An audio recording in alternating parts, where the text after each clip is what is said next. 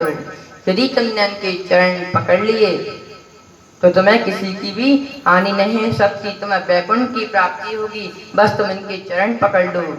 तो अंगद जी ने कहा, सुनो रावण, यदि तुम इतने प्रभावशाली होते तो मेरा पिता तुम्हारे हाथ में तो पकड़ा सकता था मेरा हाथ, पर क्यों नहीं पकड़ाया? क्योंकि तुम मूर्ख इंसान हो। रावण ने कहा, वो सब तो ठीक है, पर मैं बताऊं राम कौन है? अंगद जी ने कहा, मूर्ख है तो बताओ कौन है राम? तो रावण ने कहा, तुम्हारा जो राम है ना, वो नारी के विरह में रो रहा है, बलहीन है, बलशाली नहीं है। यदि बल होता तो अपनी अर्धांगिनी को छुड़ा ले जाता, पर बल ही नहीं है, कहां से छुड़ाएंगे? बुद्धि ही नहीं है। तो अंगद जी का जो दिमाग है वो संतुलन खो गया। अंगद जी ने कहा, मेरी बात सुनो। रावण ने कहा, बताओ। अंगद जी ने कहा, एक बात बताओ, आज तक समुद्र पे कोई पुल बना पाया है कि नहीं? किसने पुल बनाया है? रावण ने कहा, पुल तो नहीं बनाया है। तो अंगद जी ने कहा, पुल तो मेरे प्रभु श्री राम जी ने बनाया। किसी ने पुल बनाया आज तक समुद्र पे? नहीं बनाया, मेरे प्रभु ने बनाया। रावण ने कहा कि मेरे पास टाइम नहीं था, नहीं मैं भी बना लेता। उसका मटेरियल है जो मेरे पास भी था, पर मुझे टाइम नहीं मिला, मेरे पास टाइम की कमी पड़ गई, इसलिए बना नहीं पाया। रावण ने कहा, सुनो अंगद, तुम्हारा जो प्रभु श्री राम है ना, वो तो पुल बना के आया लंका में, मैं तो बिना ही पुल का आ गया।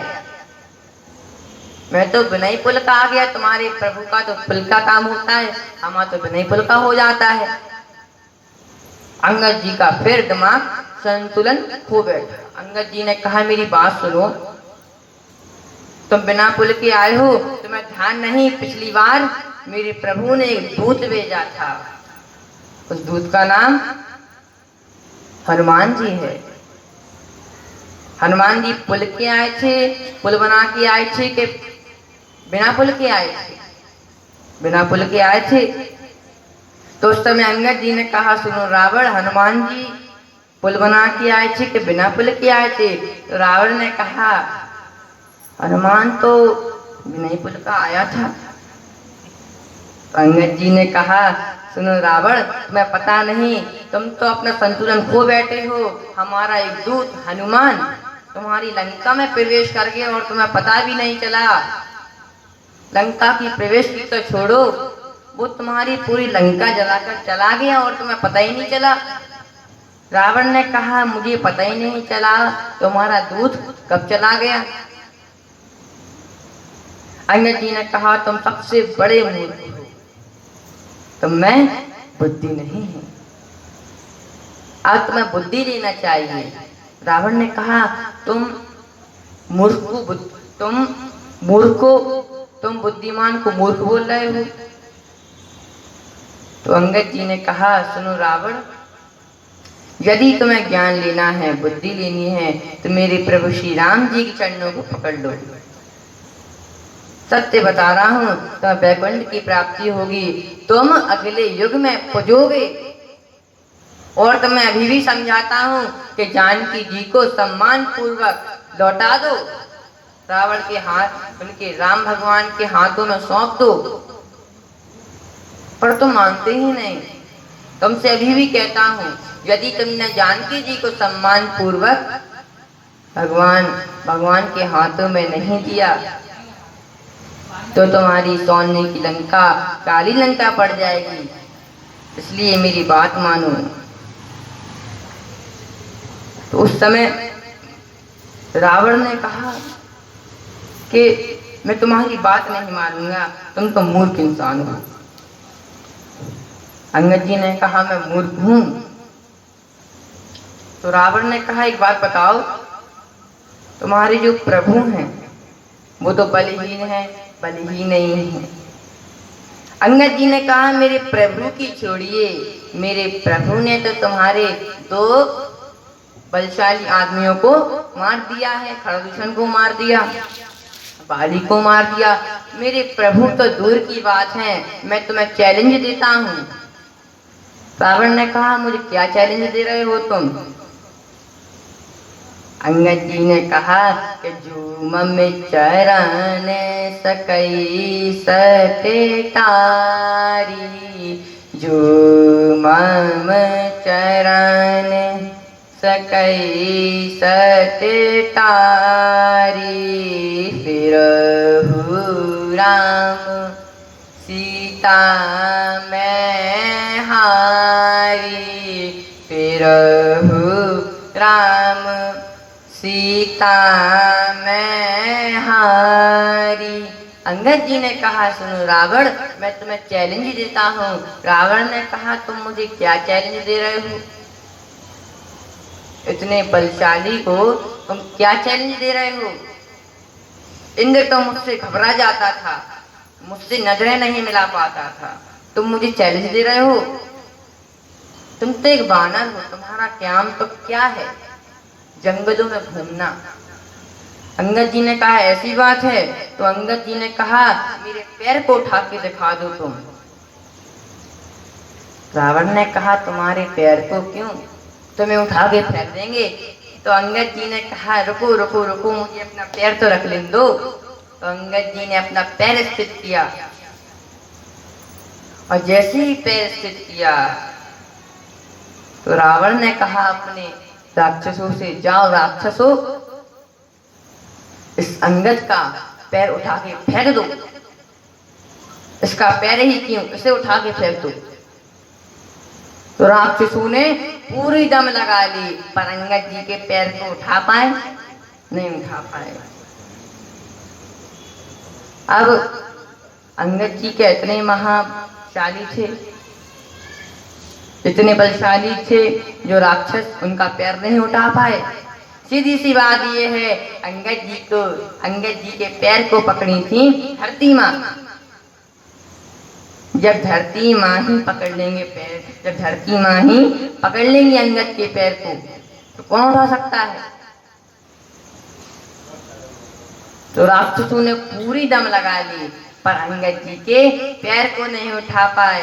अब किसी किसी का तो हार्ट फेल हो गया था, कोई कोमा में चला गया था, पर अंगद जी के पैर को नहीं उठा पाए। अंगद जी प्रभावशाली हैं बहुत। रावण ने कहा, तुम लोग खाने को हो, जब बल की बात आई तो छुप गए, पैर नहीं उठा पाए इस बानर का। रावण ने कहा, ये सब तो मूर्ख हैं, जाओ जाओ मेघनाथ, तुम इस बानर को उठा के फेंक दो। तो मेघनाथ आया, पर मेघनाथ ने अंगद जी के पैर को उठा पाया कि नहीं उठा पाया? उठाया कि नहीं उठाया? नहीं उठाया। अंगद जी तो बहुत प्रभावशाली हैं। अंगद जी को आशीर्वाद था भगवान राम का, और ऊपर से पृथ्वी माँ पकड़ी है अंगद जी के पैर को, तो कौन उठा सकता है? कोई नहीं उठा सकता है। तो रावण ने कहा, तुम सब मूर्ख हो, अब मैं आता हूं। तो रावण जैसे ही उठा और आगे चला, अंगद जी के पास पहुंचा, और जैसे ही झुका और पैर पकड़ने लगा, तो हनुमान जी ने अपना पैर हटा लिया। तो रावण ने कहा, तुमने अपना पैर क्यों हटाया? अंगद जी ने कहा, तुम क्या कर रहे हो? रावण ने कहा, तुम्हारा पैर उठा रहा हूं। अंगद जी ने कहा, तुम वो मूर्ख नहीं हो? अरे रावण, मेरे चरण पकड़ने से तुम्हारा उद्धार नहीं होगा, प्रभु श्री राम जी के चरणों को पकड़ो, तुम्हारा उद्धार हो जाएगा। बोलो सियावर रामचंद्र महाराज की जय, अंगद जी महाराज की जय। अंगद जी ने कहा, सुनो रावण, मेरे चरण पकड़ने से तुम्हारा उद्धार नहीं होगा, प्रभु श्री राम जी के चरणों को पकड़ लो, तुम्हें वैकुंठ की प्राप्ति हो जाएगी। अब जैसे रावण झुका था, तो रावण की शीश कितने हैं? 10 शीशे हैं।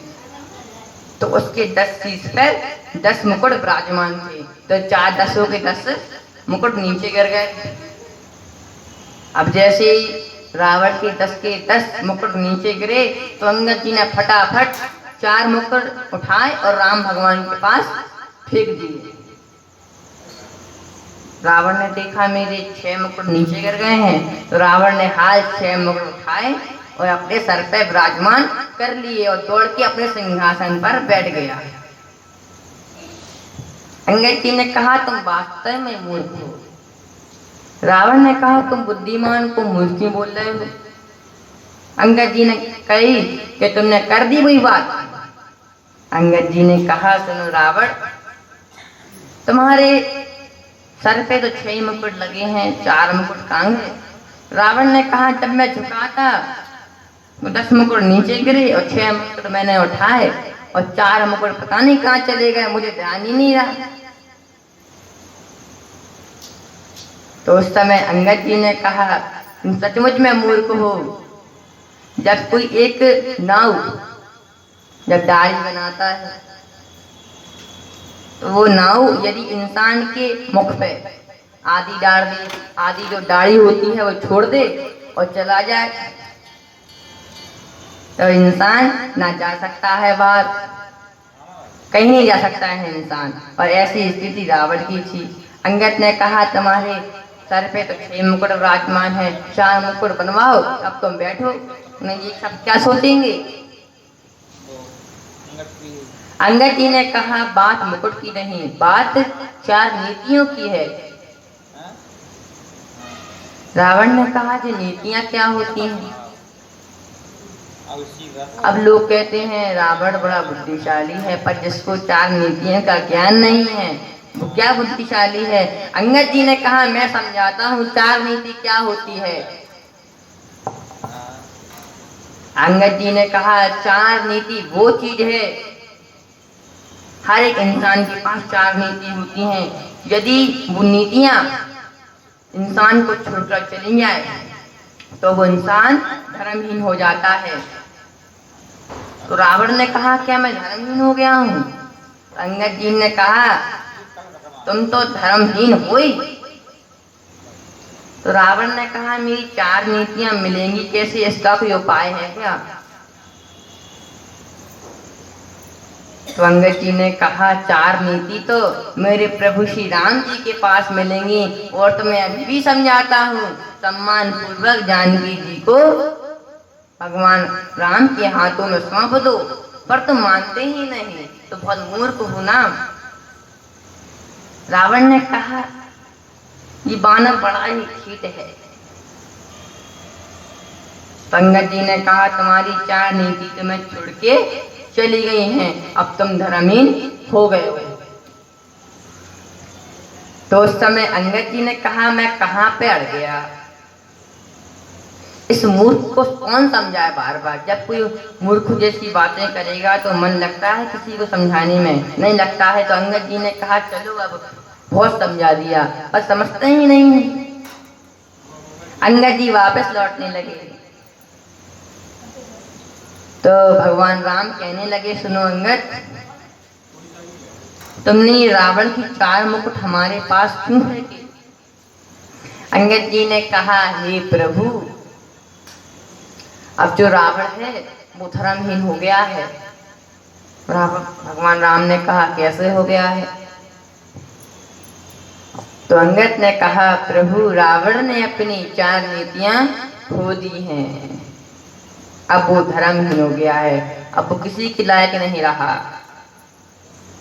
प्रभु श्री राम जी ने कहा तुम सही कहते हो, धर्महीन हो गया है, अब वो मानता नहीं तो अब कुछ करना पड़ेगा।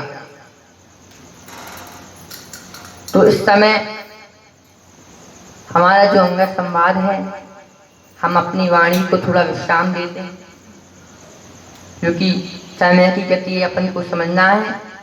समय बीतता जा रहा है, ज्यादा रात होती जा रही है, सबको भूख लगी होगी। सबने खाना खा लिया है कि नहीं खाया है। आंटी ने तो नहीं खाया है, आंटी को भूख लगी होगी। तो इधर पे क्या है, हम अपनी वाणी को थोड़ा विश्राम देते हैं। तो आगे की कथा जब कभी ठाकुर जी चाहेंगे तो धरती ही माता के दरबार में आपको आगे की कथा सुनाएंगे। तो बोले श्री रामचंद्र महाराज की जय। बोलो श्री राधे श्याम नव पार्वती पते हर हर महादेव की जय।